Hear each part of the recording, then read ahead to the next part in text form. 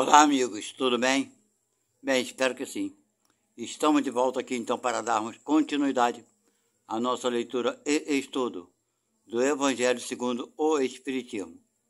Nos encontramos então no capítulo de número 14 e na terceira parte, que vai falar sobre a instrução dos espíritos, a ingratidão dos filhos e os laços de família.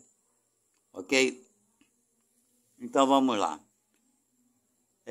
Quero explicar a vocês, aqueles que estão chegando pela primeira vez aqui, que o nosso trabalho é feito por aproximadamente 30 minutos, ok? Então eu divido os capítulos por partes. Sendo assim, por isso nos encontramos aqui na terceira parte, ok? E eu considero uma leitura e estudo porque eu dou as minhas opiniões sobre aquilo que nossos irmãos falam. Nem sempre eu concordo com eles. E deixo aberto aqui para que vocês façam o comentário de vocês, ok? Eu sempre respondo a todos vocês com muito carinho. Espero que gostem, se inscrevam no nosso canal e não esqueçam de dar o like, que é muito importante para nós. Bem, vamos ao que interessa então. Instrução dos espíritos, a ingratidão dos filhos e os laços de família. Número 9. A ingratidão é um dos frutos mais imediatos do egoísmo. Revolta sempre os corações honestos. Mas a dos filhos, com relação aos pais, tem um caráter ainda mais odioso. É sob esse ponto de vista, especialmente, que vamos encará-la para analisar-lhe as causas e efeitos. E os efeitos. Aqui, como por toda parte, o Espiritismo vem lançar luz sobre um dos problemas do coração humano.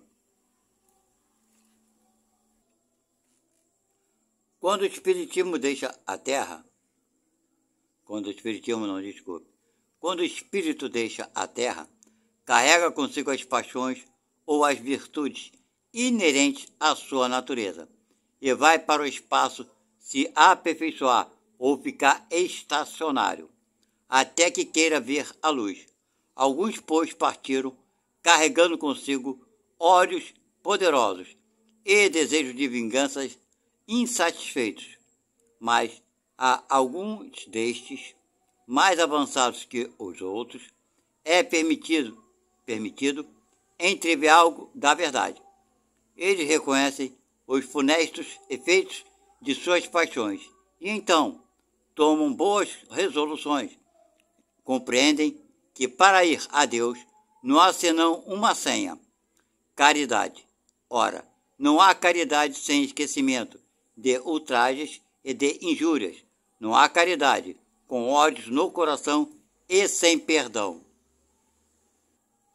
Bem, gente, estamos vendo aí o quanto é importante o perdão.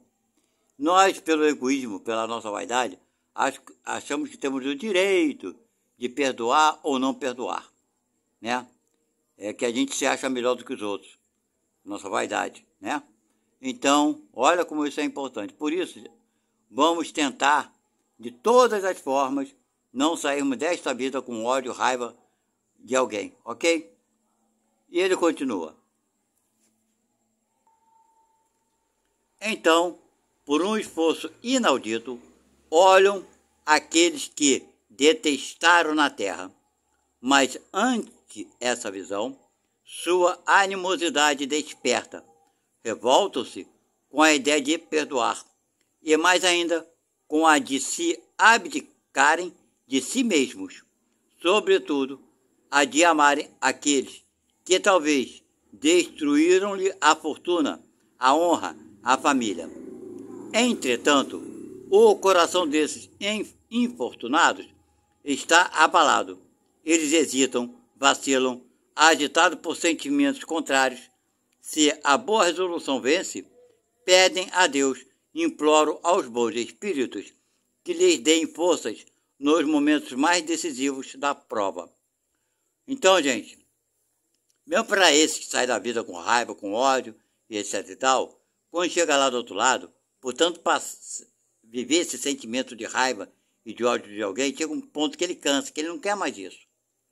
Aí pede ajuda. Aqui está falando pede aos bons espíritos. Ele pede ajuda a Deus. Vocês entenderam? Quem é espírita pode ser até que venha pedir ajuda aos espíritos. Mas para quem não é, pede ajuda aos anjos, pede ajuda a Jesus, pede ajuda a Deus, etc e tal. Eles estão cansados de vivenciar aquela angústia, aquele tipo de sofrimento. Por isso é importante a gente sair dessa vida. A gente já vai sair cheio de erros. Não adianta não, porque a gente está aprendendo. Isso é natural, faz parte. Mas sair da vida odiando alguém não é muito bom. Ok? É muito ruim. Então, é isso aí. Vamos continuar? Enfim, depois de alguns anos, tá vendo? De meditações e de preces, o espírito se aproveita de um corpo que se prepara na família daquele que detestou. Tá vendo? Aí vem no mesmo meio para quê? Para se reparar entre si. Não tem o errado ou o certo. Ok? Não existe isso. E vamos lá. Ele continua. E pede aos espíritos encarregados de transmitirem as ordens supremas para ir cumprir na terra os destinos desse corpo que vem de se formar. Qual será, pois, a sua conduta nessa família, né? Como será? Será que vai dar tudo certo? Aí vai lá, ele vai responder. Ela dependerá mais ou menos da persistência de suas boas resoluções. O contato incessante dos seres que odiou é uma prova terrível, sobre a qual sucumbe às vezes se sua vontade não é bastante forte. Vocês estão vendo o que acontece? Porque estamos aprendendo. Então, se a nossa vontade não for muito forte, né, vamos acabar falindo. Não vamos aguentar. Na verdade, tem que ter uma vontade muito forte. Tá? Então,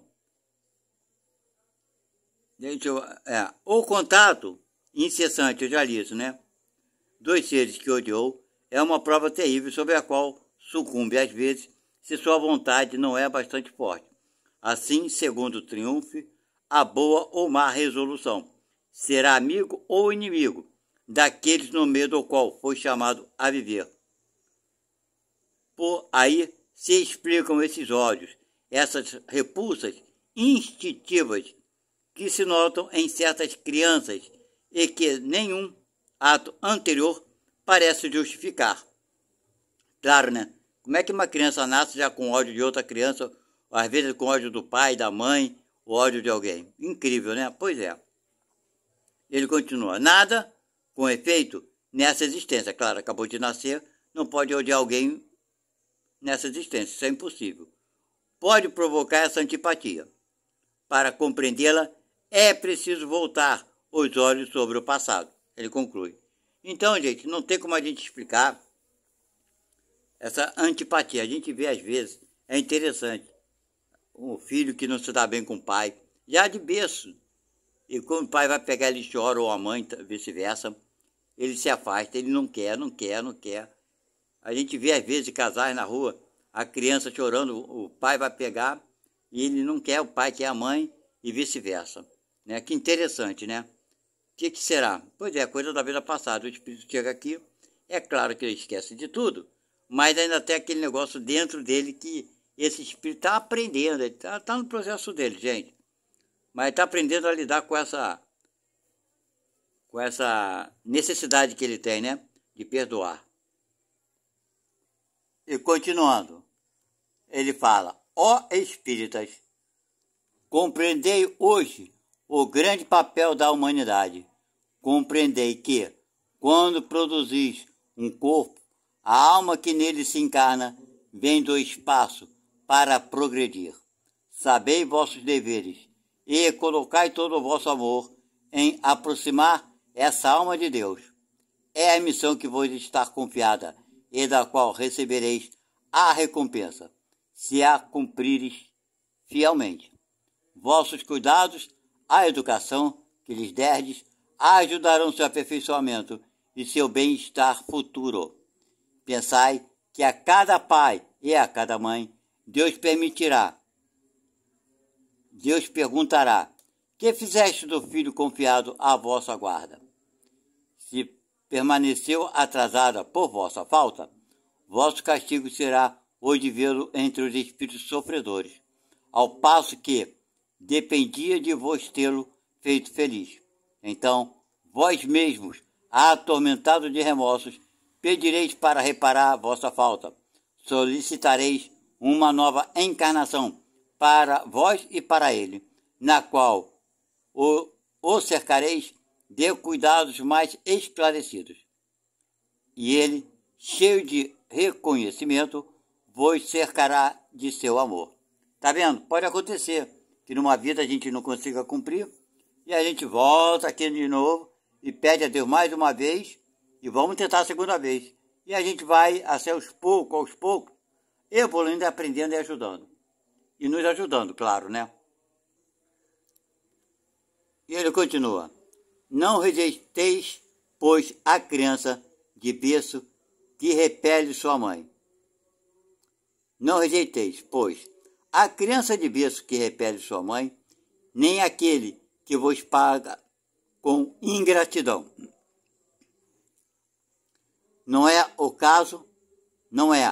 o acaso que o fez assim, e que vô-lo deu. Tá vendo? Não foi nada por acaso. Uma intuição imperfeita do passado se revela, e daí julgais se um ou outro já muito odiou ou foi muito ofendido, que um ou outro veio para perdoar ou para expiar. Mães, abraçai, pois, o filho que vos causa desgosto, e vos dizei: um de nós dois foi o culpado. É isso que eu falo, não existe certo e errado, né? Pois é, não dá para saber. Merecei as alegrias divinas que Deus atribuiu à maternidade. É merecimento. Ensinando a essa criança que ela está sobre a terra para se aperfeiçoar, amar e bendizer. Mas há muitos dentre vós, em lugar de arrancar pela educação os maus princípios inatos de existências anteriores, desenvolvem esses mesmos princípios por uma fraqueza culposa, tá vendo? Ou por negligência.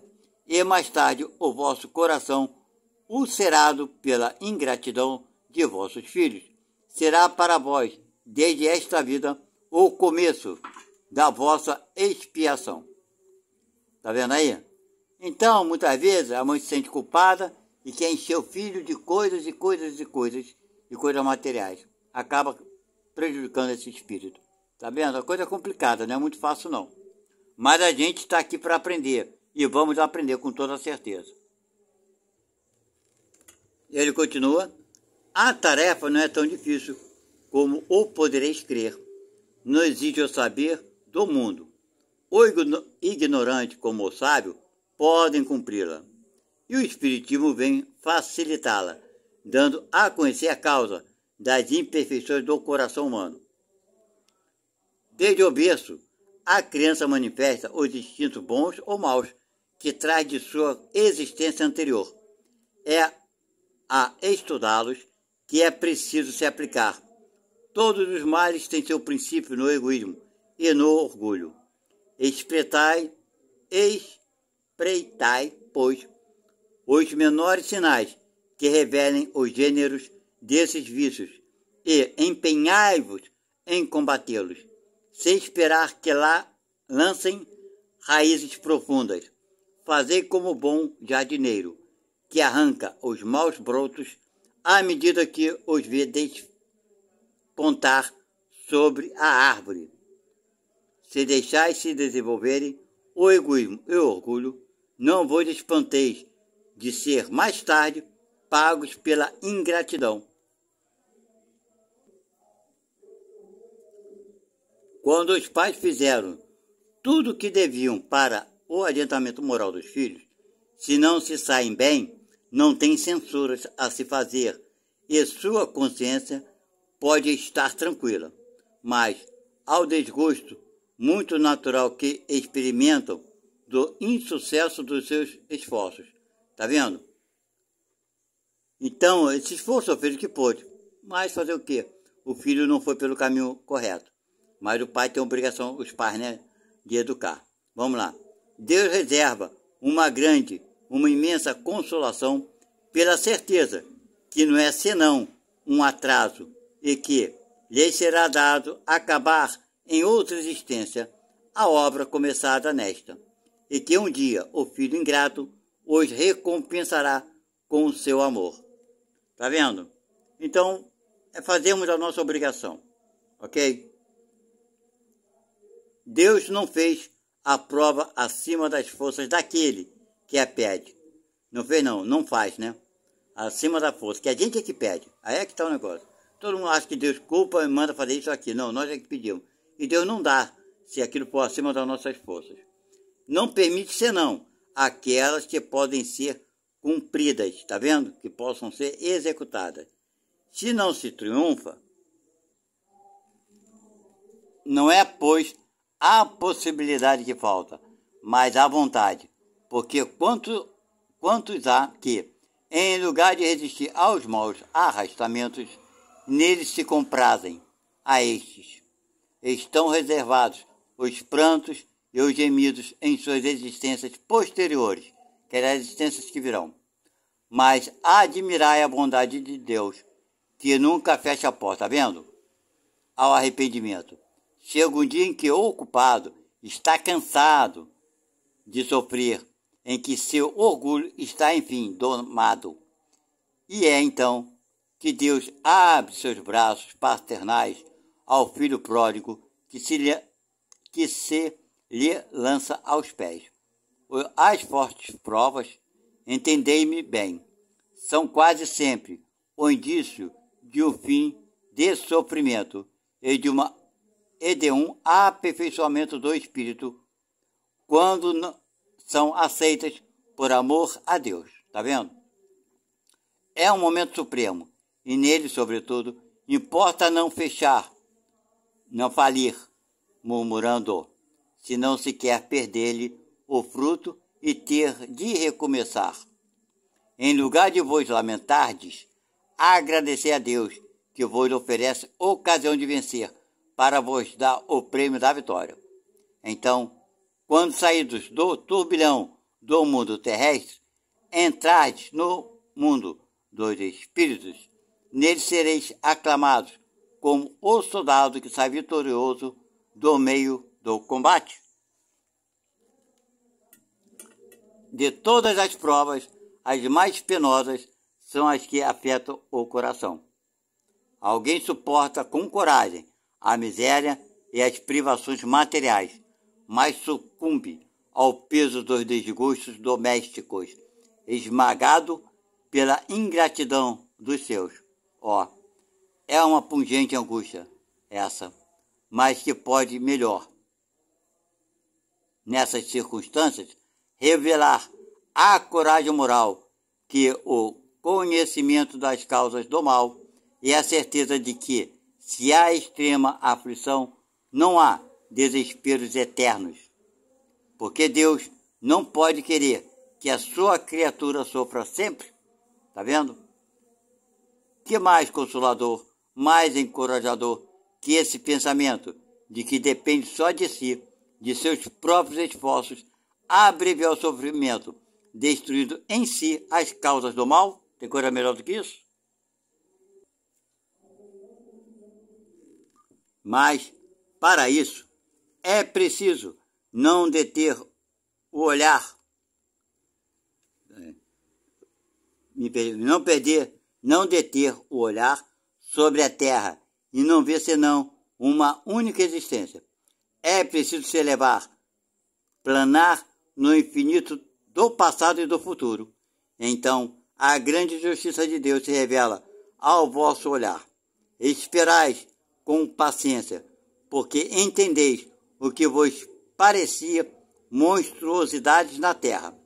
As feridas que nela recebeis não vos parecem mais do que arranhões.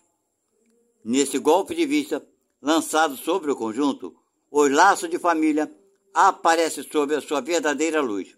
Não são mais os laços frágeis da matéria, reunindo os membros, mas os laços duráveis do espírito, que se perpetuam e se consolidam em se depurando, em lugar de se romperem pela reencarnação.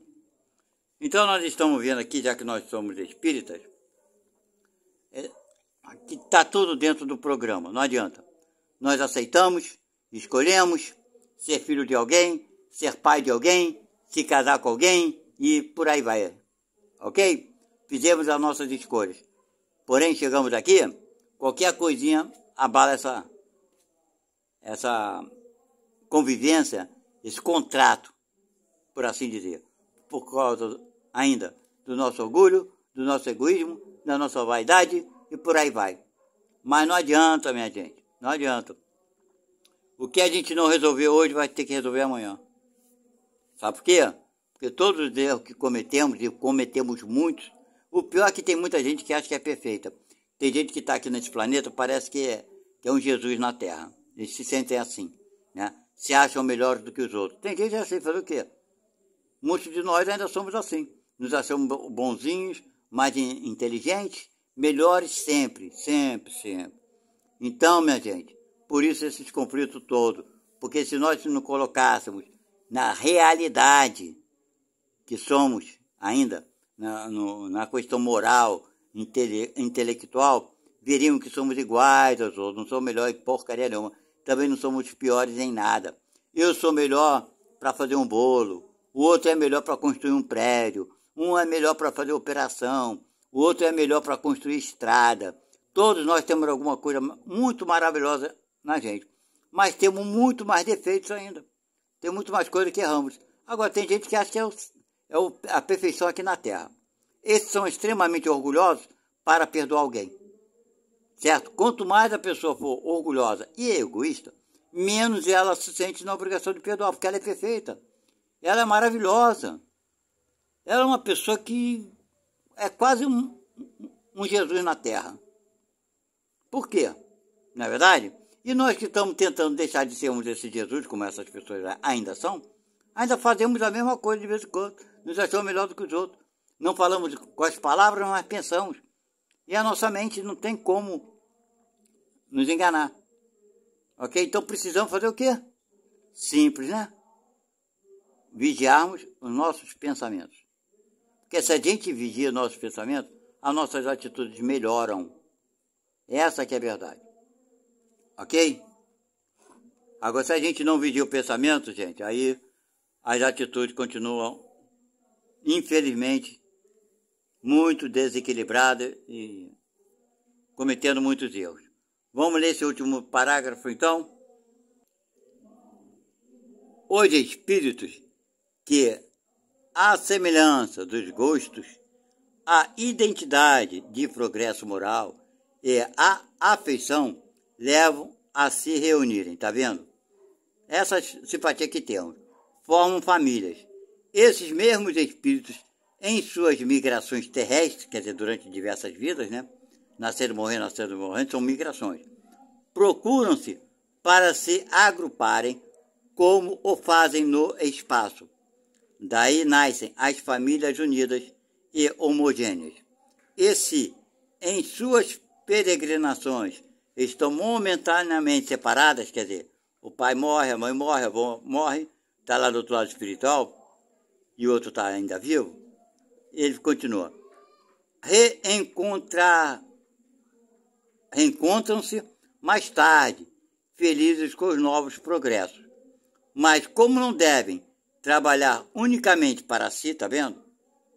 Deus permite que espíritos menos avançados venham a se encarnar entre eles para os aurir conselhos e bons exemplos. Tá vendo? É bons exemplos. No interesse do seu adiantamento, eles causam, por vezes, perturbações. Mas aí está a prova. Aí está a tarefa. Acolhei, pois, como irmãos. Vinde em sua ajuda. E mais tarde, no mundo dos espíritos, a família se felicitará de haver salvo do náufrago os que, a seu turno, puderam salvá-la de outros. Tá vendo? Então, no final, a gente ajuda e acaba sendo ajudado. Não é verdade? Eu vou contar uma historiazinha, só para completar a responsabilidade dos pais, que é muito interessante isso, para com os filhos.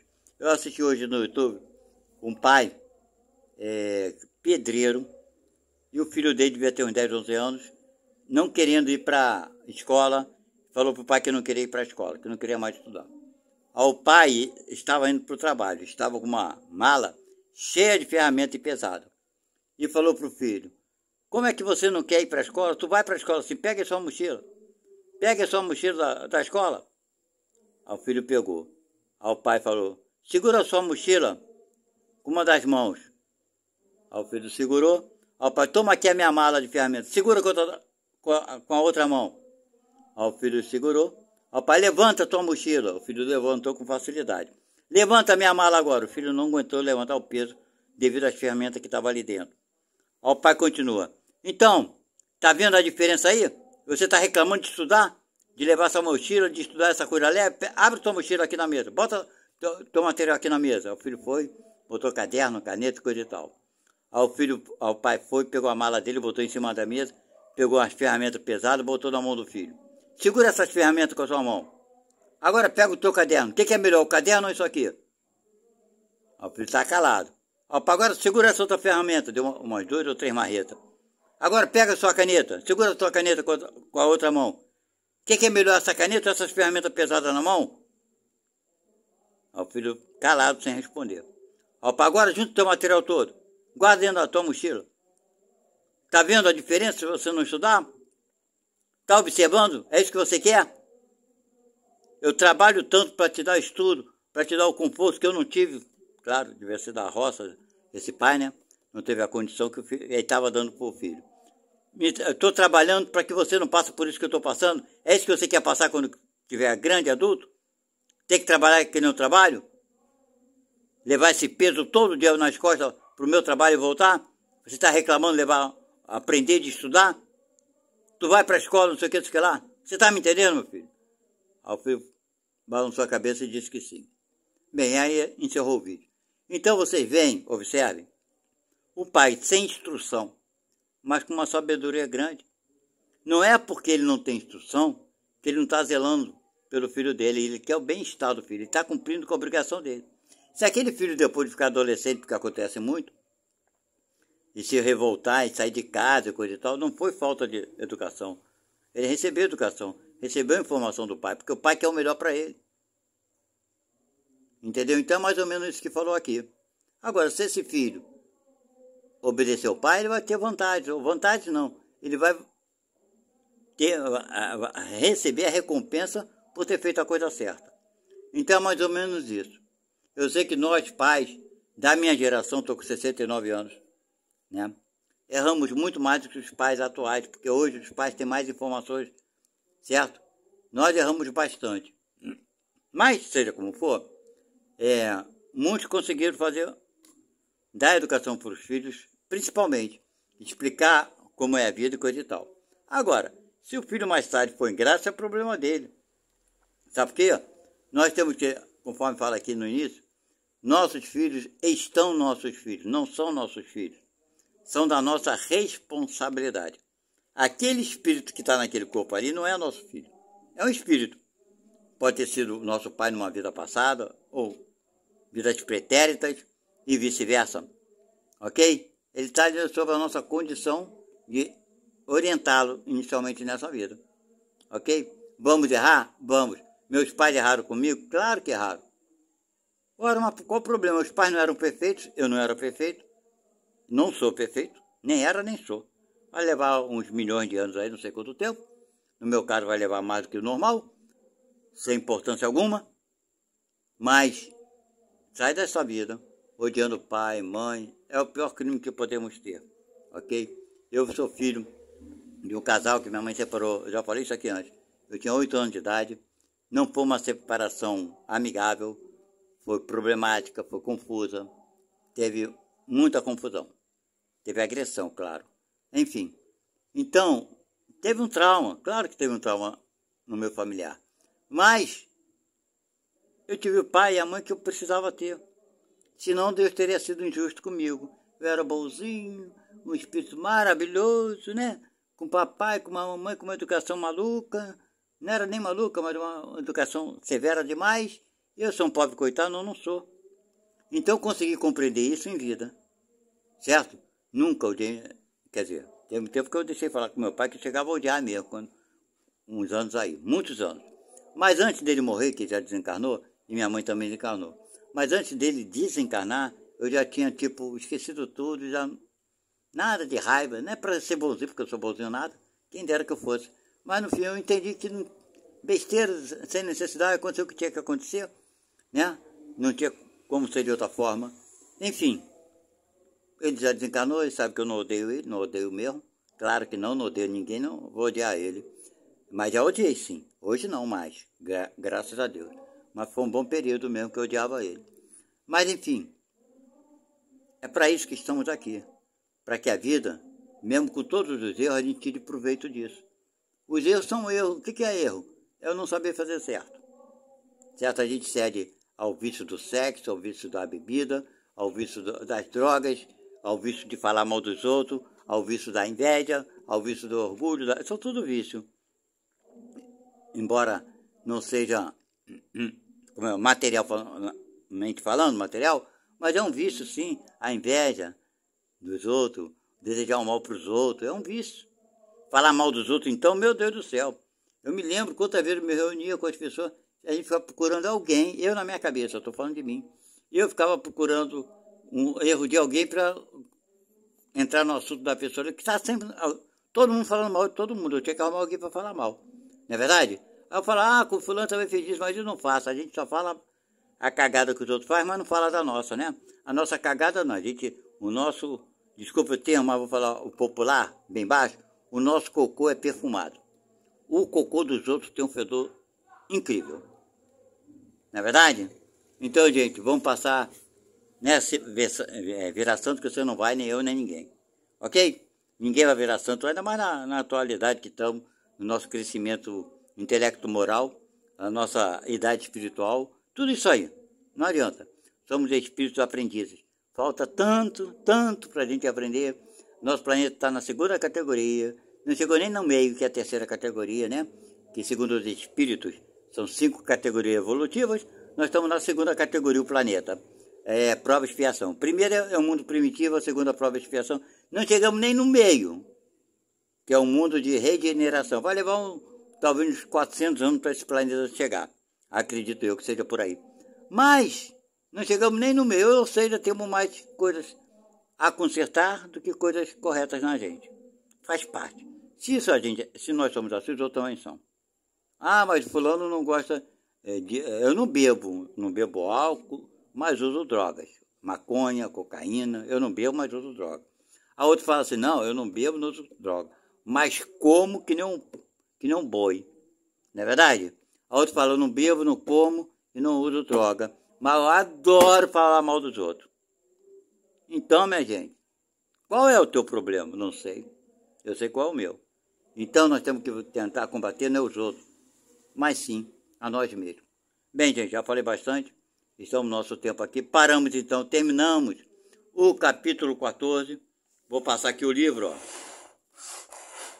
Vamos agora para a próxima leitura. Vamos ler o capítulo 15, que vai falar sobre fora da caridade não há salvação. Ok? Então, vai ser a nossa próxima leitura. Fiquem na paz de Deus e até a próxima. Tchau.